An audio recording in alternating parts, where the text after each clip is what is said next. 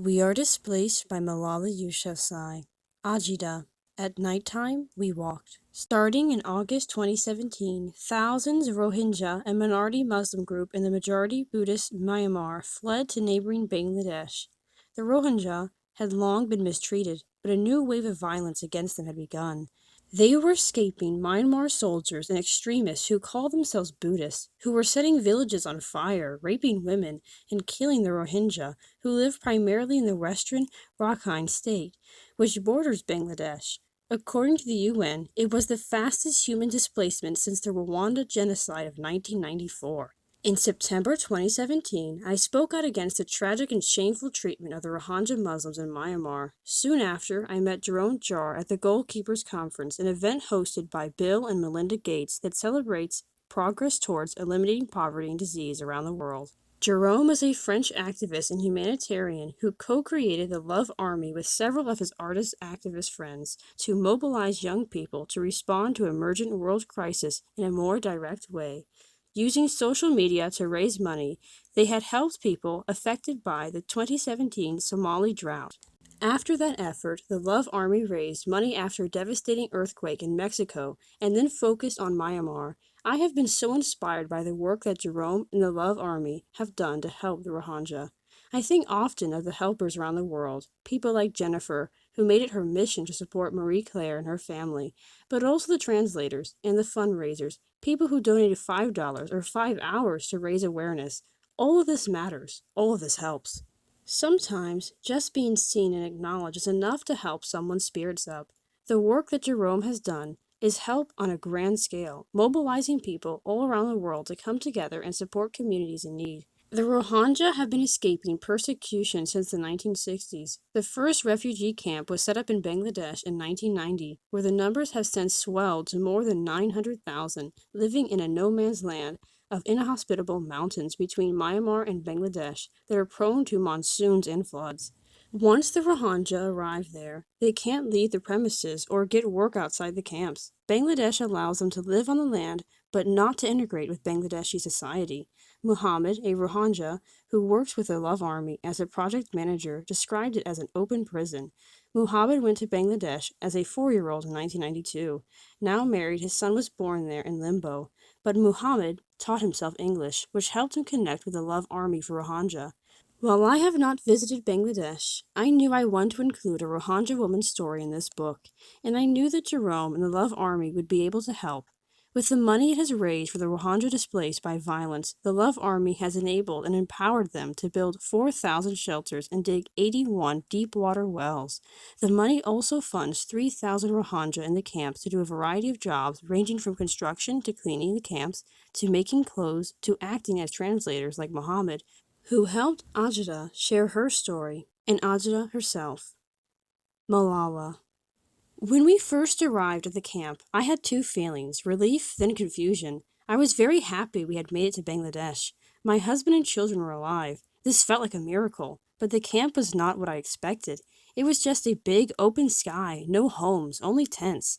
We were given a plastic sheet and several bamboo sticks. As we set up our own plastic tent, I thought it could be worse. We could all be dead. I grew up in a small village in Noapara in Myanmar, once known as Burma. My husband and I had a love marriage. We'd known each other our whole lives and realized we could read each other's minds. Eventually, we fell in love. Sharing real love makes it much easier to live together. Many Rohingya have an arranged marriage, but then you don't know the person or if it will work out. My husband and I were fortunate. I was 15 when I married him, and now we have 3 children, together ages 9, 7, and 4. Around midnight one night, almost 2 years ago, the big sounds of guns woke us. The military and the police had surrounded our village and were setting fire to every house. We had heard the military was coming through villages, raping women and young girls and killing the men. Terrified, they were going to do the same to us. We grabbed our children and ran into the forest, lucky to escape. We learned later that my husband's brother was killed along with many of our neighbors. We stayed in the forest for several days. We thought we could return after the military left, but learned that was not possible. So many people had been killed, and everything had been destroyed. Then we learned the army had not left the area. We knew if we returned to our village, they would kill all of us. We had no choice but to run. We had nothing, no food, just the clothes on our backs. My children were crying from hunger. I fed them green leaves from the jungle. There was nothing else. We were with a group of more than 300 people from our village and others. It was safer to travel together, so we started to make our way to Bangladesh. We knew that Bangladesh was our neighboring country and that it was Muslim. If we stayed in Myanmar, we knew we would all die. We didn't know what to expect in Bangladesh, but at least we had a chance to live. Our group made a path through the jungle and only traveled at night. If we walked during the day, we would have been killed, so daytime was for resting, at nighttime we walked. I carried my 2-year-old son on my shoulders. It was too hard for him to keep up. At one point, my husband got very sick. Along the way, we passed many bodies, Rohingya, who had been shot or hacked to death by the extremist Buddhists who wanted us out. I tried to protect my son from seeing these things by covering his eyes, but I could not shield my daughters. Death was everywhere. We had no choice but to keep moving, or else we might be next. After 9 days, we finally made to the border and crossed the river into Bangladesh. A Bangladeshi man took us on his boat for a fee. The boat was small. It could fit only 10 people at a time, and it had no motor, so we had to row. Thankfully, my family stayed together. We were all so scared because none of us could swim. It took 4 hours to reach the other side. When we arrived in Bangladesh, I fought back tears. We had made it. The threat of the genocide was behind us. It took us 3 hours to walk to the camp. There were so many Rohingya fleeing that we just followed everyone else. We were a crowd of strangers marching together toward a common unknown destination. But the relief I felt did not erase the fear. I had no idea what to expect in this next phase. When we arrived, this is what we found: a big open space and too many people. More than 8,000 came the same month that we did to join the camps that were already overcrowded. Our first night, we slept under a plastic sheet. Eventually, my family received a tent, but then the monsoons came, and there was a concern that the area we had set up for our camp would be flooded. So my family and hundreds of others were all moved to another camp. The new camp is accessible only by walking up a mountain. There is no road. The closest road is a 30-minute walk. This area, where we have built a hut out of bamboo, is extremely windy and exposed to the elements. We are stuck here because Bangladesh does not allow the Rohingya to leave these camps. If we tried, we would be arrested and returned to the camps, so it is pointless. We are doing the best we can. The Bangladeshi government gives us rice and lentils, so I made my own stove out of clay. I could at least cook food for my family. My mother taught me how to do this, and it brings me a small comfort to do something familiar in this place. While the conditions here are difficult, at least my husband and I have jobs. When the Love Army learned that I was making stoves, they hired me to build them to give to other refugees as gifts.